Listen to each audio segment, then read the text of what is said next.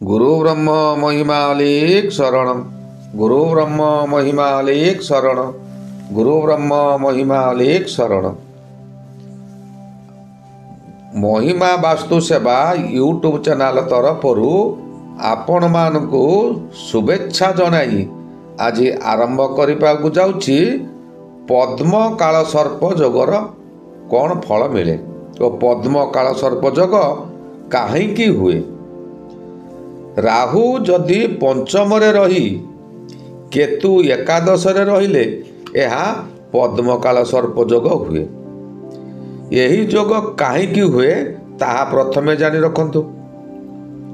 व्यक्ति पूर्व जन्म रे खराब पिला मानक संगरे पड़ी पाठ पढ़िब नहीं, मिथ्या कथा कहब, अल्प बयस रे अन्य सहित प्रेम करी ताकू विवाह करने को मना करवा, कौनसी साधक पूजा वाहन देखाई नारी मानक सहित यौन संपर्क रखिबा, त्रिसंध्यारे पूजा पाठ करुथिबा समय रे निज स्त्री सहित प्रेम संपर्क रखिबा, अन्यर खुशी देखी न पारी शत्रुता आचरण करने द्वारा मनुष्य 7 जन्म पर्यंत पद्म काल सर्प जगरे जन्म होई कष्ट भोगी थांती। यह पूर्व जन्म रे निजे करि थाई पार किंबा आपणकर पूर्व पुरुष माने मध्य करि थाई पारंती। यार तुरंत शांति दरकार। जे पर्यंत काल सर्प जगर शांति न होइछि से पर्यंत आपण दुख भोगिबे, आपणकर परिवार वर्ग मध्य दुख भोगिबे, आपणकर संतान संतति 7 जन्म पर्यंत भोगी चलीथिबे।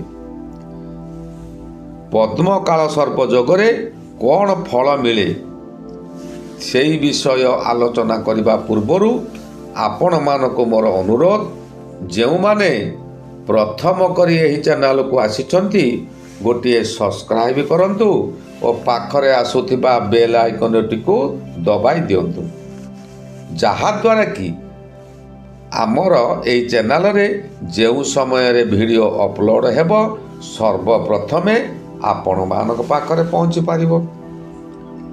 एबे आरंभ करिबा। एपरि जोगरे अर्थात पद्म काल सर्प जोगरे मनुष्यर संतान उत्पत्ति रे बाधा आसे किंबा संतान बहु विलंब होती। प्रायतः कन्या संतान माने मृत्यु मुखरे पड़ती किंबा जीवन सारा कष्ट भोगती। मनुष्य गुप्त रोगरे पीड़ित हेबा सहित यौन व्याधि रे मध्य पीड़ित होइतांती। गुप्त शत्रु माने चक्रांत करी आपण को विपद रे पकाई सर्वशांत करी पकांती। लटेरी जुआ खेल रे टंका खटाई बर्बाद हो जाती। हस्तरे हाड़ जखम हुए, हाथ रे बहु जंत्रणा हुए, शरीरर विभिन्न स्थान रे जखम हो जंत्रणा भोगती। एपरि जोगर प्रभाव रे व्यक्ति सर्वदा पति किंबा पत्नी भितरे संदेहर पाचेरी छिड़ा होई दाम्पत्य जीवन भांगी जाए। यहाँ परे जेते थर से प्रेम करती प्रत्येक स्थान रे धोखा खाई थांती। प्रेमिका को विवाह करने को जिद्दी धरी शेष रे हताश होइतांती। किपरि वंश रक्षा हब यही चिंता मनरे बहुत कष्ट होइताए। जेउ कार्य से माने हाथ देबे तहिरे से फेल मारी नैराश्य भोगिबे, बहु कष्ट मध्य भोगिबे। संघर्षमय जीवन रे संघर्ष पीछा छाड़े नाही। यही समय रे केतु एकादश रे रही मनुष्य को बुद्धिहीन कर दिए। बहु समय रे निजे निजर क्षति करि पकाती। मनुष्य बात रोगरे पड़ती। रोग निजर अनिष्टकारी हुए। से बात रोग बहु अनिष्टकारी होता है। ଏମାନେ ମଧୁର ଭାଷୀ, ସୁନ୍ଦର ଚେହେରା ଓ ମହା ତେଜସ୍ୱୀ ମଧ୍ୟ ହୋଇଥାନ୍ତି। ଉତ୍ତମ ବସ୍ତ୍ରଭୂଷଣ ପରିଧାନ ଓ ଧନବାନ ମଧ୍ୟ ହୋଇଥାନ୍ତି। କିନ୍ତୁ ପୁତ୍ର ସୁଖ ହାନି ହୋଇଥାଏ। ଖରାପ କୁଟୁମ୍ବଯୁକ୍ତ ହୋଇଥାନ୍ତି। ଏମାନଙ୍କର ଗୁହ୍ୟ ଦେଶରେ ରୋଗ ଭୋଗୀ ବହୁତ କଷ୍ଟ ଭୋଗନ୍ତି। 45 ବର୍ଷ ପରେ ଧନ ଓ ପୁତ୍ର ସୁଖ ମିଳେ। ଅନେକ କୋଷ୍ଠୀରେ ରାହୁ ପଞ୍ଚମରେ ଥିବେ, କିନ୍ତୁ ଏହି ପଦ୍ମ କାଳସର୍ପ ଯୋଗ ସୃଷ୍ଟି ହୋଇନଥିବ। ସେମାନେ ପ୍ରାୟତଃ ମନ୍ଦ ବୁଦ୍ଧିଯୁକ୍ତ ହୋଇଥିବେ। ସେମାନଙ୍କର ଧନ ନଥାଇ ନିର୍ଧନୀ ଥିବେ। ସନ୍ତାନ ସୁଖରୁ ପ୍ରାୟ ବଞ୍ଚିତ ରହିବେ କିମ୍ବା ଅଳ୍ପ ସନ୍ତାନ ହେବେ। କୌଣସି ପ୍ରତିକାର କରି ସନ୍ତାନ ହେଲେ ମଧ୍ୟ ସେ ସନ୍ତାନ କେବେ ଆପଣଙ୍କୁ ପୋଷିବ ନାହିଁ। ସନ୍ତାନ ପ୍ରାୟତଃ ରୋଗରେ ପୀଡ଼ିତ ହେବ। ଏପରି ମନୁଷ୍ୟ ବହୁ ନୀତିକର୍ମ କରିଥାଏ, କିନ୍ତୁ ଫଳ ଓଲଟା ମିଳେ। ବହୁ ଜ୍ଞାନର ଅଧିକାରୀ ହୋଇଥାନ୍ତି, କିନ୍ତୁ ତାହା କାର୍ଯ୍ୟକାରୀ କରିବାରେ ଅସଫଳ ଥାନ୍ତି। ଏପରି ମନୁଷ୍ୟ କୁଟିଳ ଷଡ଼ଯନ୍ତ୍ର କରି ମତିଭ୍ରମ ହୋଇଥାଏ। କୁଟିଳ ପ୍ରକୃତି ଭ୍ରାନ୍ତ ଚିନ୍ତାରେ ରହି ବର୍ବାଦ ହୋଇଯାଏ। ଉଦର ଶୂଳ ରୋଗ ଓ ବାୟୁ ରୋଗରେ ସର୍ବଦା ପୀଡ଼ିତ ରୁହନ୍ତି। ଜୀବନ ସାରା ରାଜକୋପ ଭୋଗିଥିଲେ ମଧ୍ୟ ନିର୍ଭୀକ ଥାନ୍ତି। ଏମାନେ ବହୁ କ୍ଷତି କରିଥାନ୍ତି ବା ବହୁ କ୍ଷତି ସହିଥାନ୍ତି, କିନ୍ତୁ ଭାଗ୍ୟଶାଳୀ ମଧ୍ୟ ହୋଇଥାନ୍ତି। ବହୁ ଶାସ୍ତ୍ର ଜ୍ଞାନ ଏମାନଙ୍କର ଥାଏ। ଏମାନେ ପ୍ରାୟତଃ ନାଗ ଦେବତାଙ୍କୁ ପୂଜା କରି ପୁତ୍ର ପାଇଥାନ୍ତି। ଯଦି କର୍କଟ ରାଶିରେ ରାହୁ ପଞ୍ଚମରେ ଥାନ୍ତି, ତେବେ ପୁତ୍ର ପ୍ରାପ୍ତି ହୁଏ। ସିଂହ ରାଶି ପଞ୍ଚମ ହୋଇଥିଲେ ଅଯୋଗ୍ୟ ପୁତ୍ର ମିଳେ। ପଞ୍ଚମ ଠାରୁ ତାର 8 ବର୍ଷରେ ବିପଦ ଆଣିଥାଏ। 5 ବର୍ଷ ଠାରୁ 8 ବର୍ଷ ମଧ୍ୟରେ ବିପଦ ଆଣିଥାଏ। ପଞ୍ଚମରେ ରାହୁ ରହିଥିବା ସମୟରେ ଚତୁର୍ଥ, ଷଷ୍ଠ, ନବମ ଓ ଏକାଦଶ ଓ ଲଗ୍ନକୁ ମଧ୍ୟ ଦୃଷ୍ଟି ଥାଏ। ଚତୁର୍ଥ ଗୃହକୁ ଦୃଷ୍ଟି ଥିବାରୁ ମନୁଷ୍ୟର ମାତା ବହୁ କଷ୍ଟ ପାଇଥାଏ। ମ୍ଲେଚ୍ଛ ଲୋକମାନଙ୍କ ଦ୍ୱାରା ଭାଗ୍ୟ ଉଦୟ ହୁଏ। ମନୁଷ୍ୟର ସବୁ ସ୍ଥାନରେ ବିଜୟ ହୁଏ, ମାତ୍ର ବହୁ ଦାରୁଣ ଦୁଃଖ ଆସେ, ଯାହାକୁ କି ବିଶ୍ୱାସ ବି କରିହେବ ନାହିଁ। ତାର ଗୁପ୍ତ ଶତ୍ରୁ ହୋଇ ମିତ୍ରମାନେ ସର୍ବଦା ବିନାଶ ଚିନ୍ତା କରିବେ। ରାହୁ ପଞ୍ଚମରେ ଥିବା ସମୟରେ ତାଙ୍କର ଦ୍ୱିତୀୟ ଦୃଷ୍ଟି ଷଷ୍ଠକୁ ଥାଏ। ଷଷ୍ଠ ହେଉଛି ଶତ୍ରୁ ଘର, ରୋଗ ଘର, ଋଣ ଘର।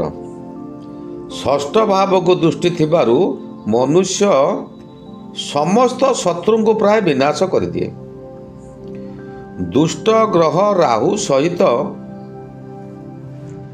ଦୁଷ୍ଟ ଗ୍ରହ ଯଦି ରାହୁ ସହିତ ପଞ୍ଚମରେ ଥିବେ, ତେବେ ଧନହାନି ହୋଇଥାଏ। ପ୍ରବଳ କ୍ରୋଧୀ ହୋଇଥାନ୍ତି। ବହୁ କାର୍ଯ୍ୟ ତାଙ୍କର ହାନି ହୁଏ। କିନ୍ତୁ ଏମାନେ ଶତ୍ରୁକୁ ପଦେ ପଦେ ଜଗିଥାନ୍ତି। ତାଙ୍କର ସର୍ବନାଶ ନ ହେବା ପର୍ଯ୍ୟନ୍ତ ଏମାନେ ନିଶ୍ୱାସ ନିଅନ୍ତି ନାହିଁ। ସପ୍ତମ ଭାବ, ରାହୁଙ୍କର ପଞ୍ଚମ ଦୃଷ୍ଟି। ସପ୍ତମ ଭାବକୁ ଭାଇଙ୍କ ଦ୍ୱାରା କଷ୍ଟ ଭୋଗିଥାଏ। ସପ୍ତମ ଭାବକୁ ଦୃଷ୍ଟି ଥିବାରୁ ଭାଇମାନଙ୍କ ଦ୍ୱାରା ବହୁତ କଷ୍ଟ ଭୋଗନ୍ତି। ଏ ମନୁଷ୍ୟ ପୁତ୍ର ଧନକୁ ଭରସା ନ କରି ନିରାଶ ହୁଏ।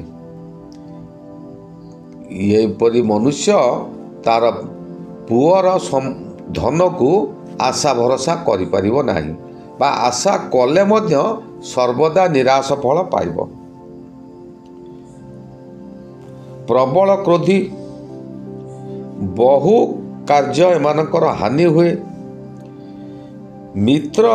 ମିତ୍ର ପୀଡ଼ା ଭୋଗିଥାନ୍ତି, ନୀଚ ଲୋକଙ୍କ ଠାରୁ ଅଧିକ ପୀଡ଼ା ଭୋଗନ୍ତି ଓ ତାଙ୍କରି ସକାଶେ ଧନ ମଧ୍ୟ ମିଳେ।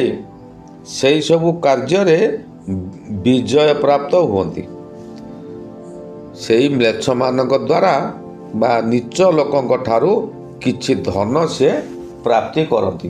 ସେହି ଧନରେ ସେ ତାଙ୍କର ଜୀବନ ଅତିବାହିତ କରନ୍ତି।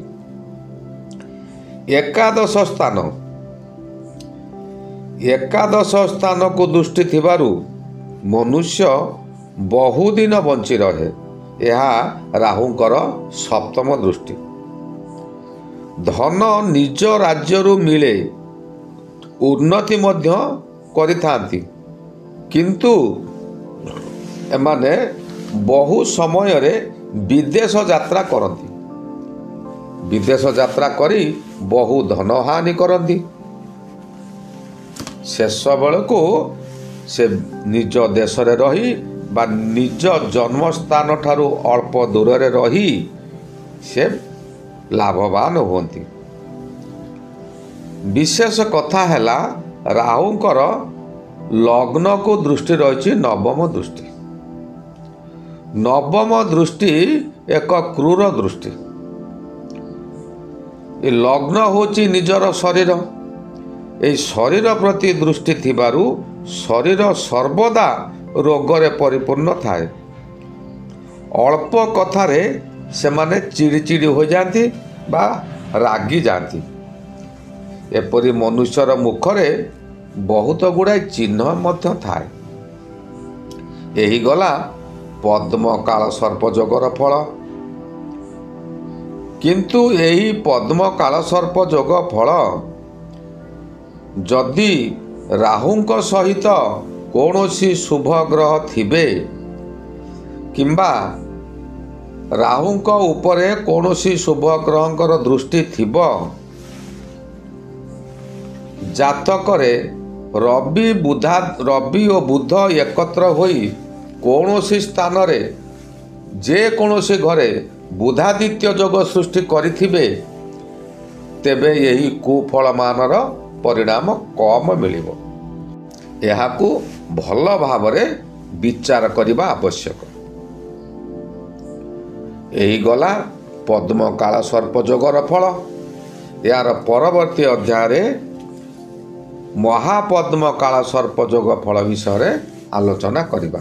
ସେ ପର୍ଯ୍ୟନ୍ତ ମୋତେ ବିଦାୟ ଦିଅନ୍ତୁ। ଶ୍ରୀ ଗୁରୁ ମହିମା ଅଲେଖ ଶରଣ। ଶ୍ରୀ ଗୁରୁ ମହିମା।